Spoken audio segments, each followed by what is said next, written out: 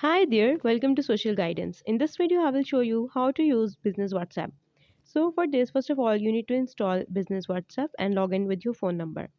Now it is same as the normal WhatsApp, but there we have few tools for marketing. So you need to click on tools in the right bottom. So first of all, there we have last 7 days performance, which is conversation started, then catalogs, and then we have status views. Okay, if I scroll down, so there we have business tools. First of all, we have profile where you can edit your profile, like you can add your business email, your descriptions, when you are available, your add-ons, then your product if you selling something. Then you can add your in Facebook and Instagram accounts here like this. You can add simply link. Once they click on that link, they will be directed to your Facebook or Instagram profile. Then we have catalog. So there you can add your services that you're offering or the products that you are selling. Next we have advertise. So you can advertise your ad like this.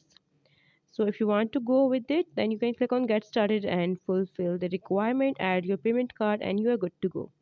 Next we have marketing messages. Click on try it now, and there you can add a marketing message like if a customer send you a message and you are away, so an automatic message will send which costs you some rupees. Okay, click on this plus button and add a marketing message. Then we have Facebook and Instagram separately. You can add your links from here. Then we have greeting message. You can turn it on and click on this pencil icon and edit your message right here if you want to. So if someone send you a message, a greeting message will be automatically sent to them. Next we have away message. So a reply will automatically send. So here you need to enable this send away message first and then click on this pencil icon to edit your away message. Okay, let's go back, and there we have label section where you can organize the chats like it is new customer or a new order or a pending payment.